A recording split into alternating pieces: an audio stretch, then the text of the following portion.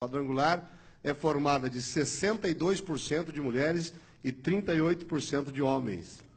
Esta é a última estatística que temos da membresia da nossa igreja, que segundo o IBGE já se aproxima de 4 milhões de membros no Brasil, tornando-se, como disse aqui, um dos que me antecederam, o maior ministério unido do Brasil. O maior CNPJ do Brasil é o da Igreja do Evangelho Quadrangular. De norte a sul, somos uma só igreja. Não existe a quadrangular renovada, a quadrangular independente, só existe a Igreja do Evangelho Quadrangular. E eu louvo a Deus por fazer parte desta igreja tão maravilhosa e tão abençoada. Uma igreja que com 66 anos consegue ainda se contextualizar. É uma igreja que consegue estar lá nos rincões humildes de uma comunidade carente e consegue estar nos grandes centros urbanos pregando a palavra. Temos entre nossos membros médicos, advogados, juízes, desembargadores, e temos também o aposentado, a aposentada, o servente de pedreiro, temos o desempregado e temos as camadas da sociedade representadas. E não importa se está o policial na sua farda, não importa se a pessoa está na sua simplicidade de um servente de pedreiro, mas quando ele veste o seu uniforme do diaconato, ou quando ele se reveste e está na casa de Deus, a autoridade do Senhor está sobre a sua vida e continuará sobre a sua vida eternamente, até que o Senhor Jesus volte. Esta é a Igreja Quadrangular. Já fomos apontados como pessoas que não tinham doutrina.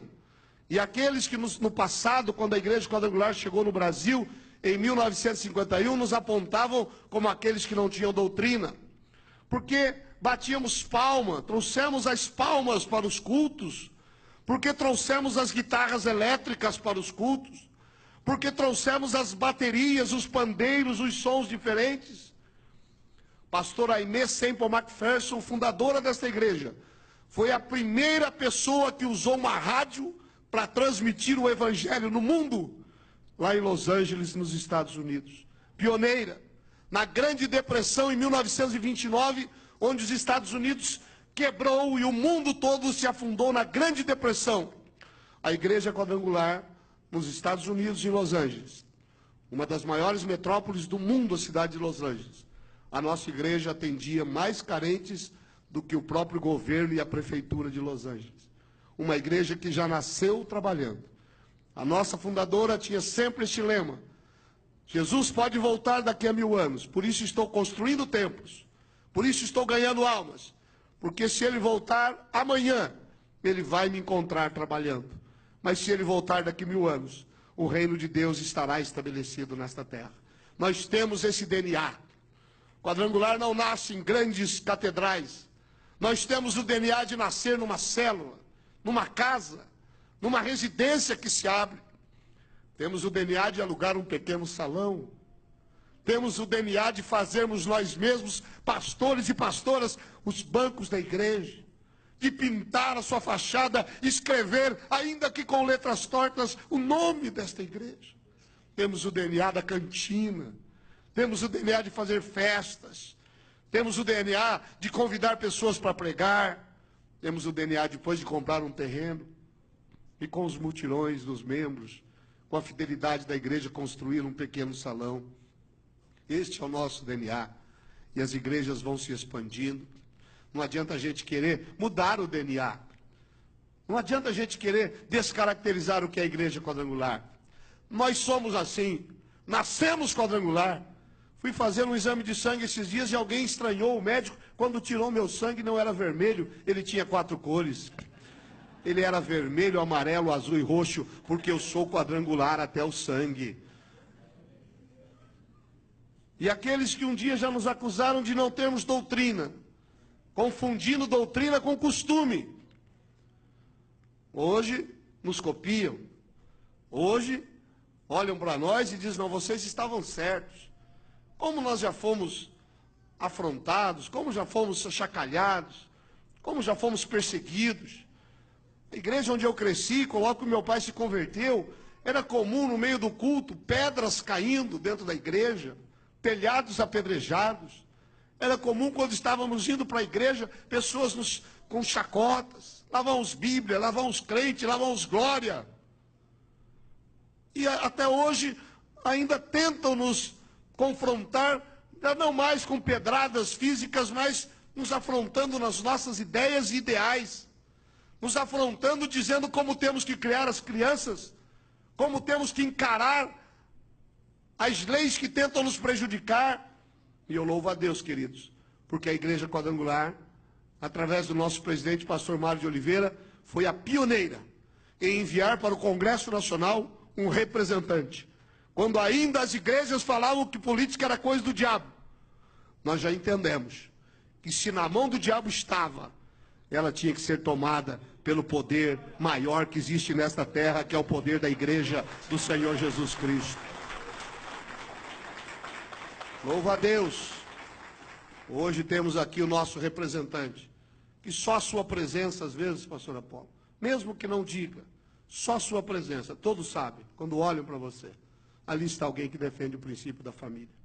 Louva a Deus pela vida do pastor Carlos César, que da mesma forma, lá em São Paulo tem feito isso. E nós que também o fizemos. Ainda semana passada, aprovamos inserimos na Constituição Federal do Brasil, numa comissão que eu participei, a proibição da interrupção da vida desde a sua concepção. Porque há uma pequena diferença entre você proteger a vida desde a concepção e desde o nascimento. Se eu entendo que a vida é a partir do nascimento, eu posso entender que uma criança com 8 meses, 9 meses, que ainda não nasceu, ela pode ser abortada. Se eu entendo que a vida é desde a concepção, eu luto contra o aborto.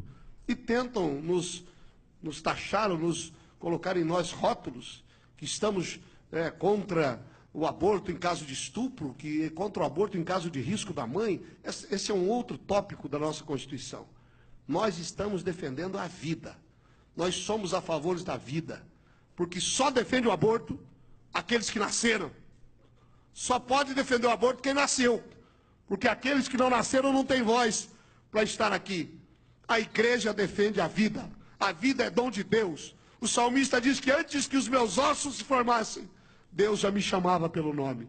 E se você está aqui, pastor, pastora, membro, líder, aqueles que nos acompanham por esta transmissão da TV Câmara, é porque nós nascemos para a glória do Senhor Jesus. E nós vamos defender a vida enquanto lá estivermos. Orem por nós, no meio tão difícil que temos, mas a igreja está atuando. A igreja não é luz só dentro da igreja, ela é luz também fora, ela é luz também no mundo. Se o sal for salgar só dentro do saleiro, para que ele serve? Ele tem que salgar para fora. Ser cristão dentro da igreja é fácil. O difícil é ser cristão numa casa de leis. O difícil é ser cristão na sua empresa, no seu colégio, na sua família. E é exatamente lá que Deus quer que nós demonstremos a nossa fé.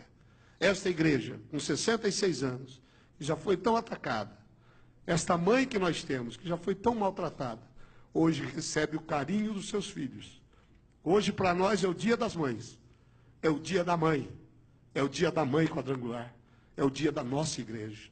É o aniversário daquela que nos acolheu no seu ventre, que abriu as mãos, nos acalentou, quando não sabíamos de nada, quando não sabíamos nem ler a Bíblia, quando não conhecíamos nenhum só estatuto da palavra de Deus, esta igreja nos acalentou e nos cuidou, e nos alimentou, e nos limpou, e nos fez novas criaturas em Cristo Jesus.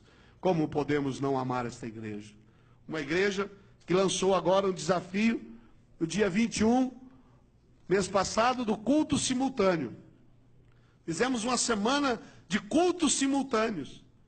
E eu recebi o relatório em nosso desafio dos pastores, superintendentes, Sorocaba, Votorantim, de nós fazermos 1000 cultos simultâneos.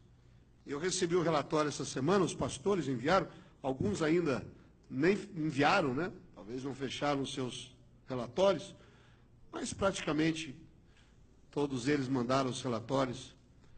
E eu pego aqui uma igreja que tem 66 anos.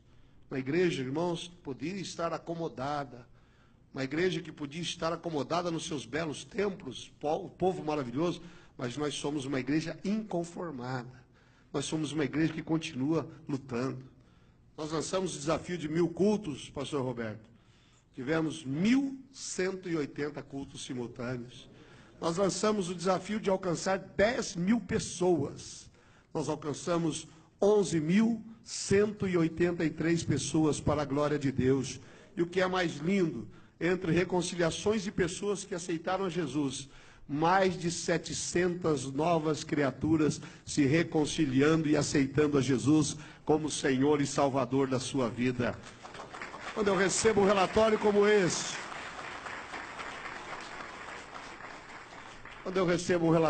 esse, irmãos, me dá um orgulho santo da minha igreja. Me dá um orgulho santo dos meus pastores, pastoras, líderes, membros dessa igreja. Porque a Bíblia diz que as ovelhas ouvem a voz do pastor. E vocês têm ouvido a voz do pastor. Nós ouvimos pastor Mário, pastor Rocco, os nossos pastores estadual, nacional. Nós temos ouvido essa voz e por isso a igreja continua crescendo a passos largos. Eu quero agradecer a Deus pela vida de cada um de vocês. Nós já fomos muito atacados, mas quando nos unimos, nós somos fortes.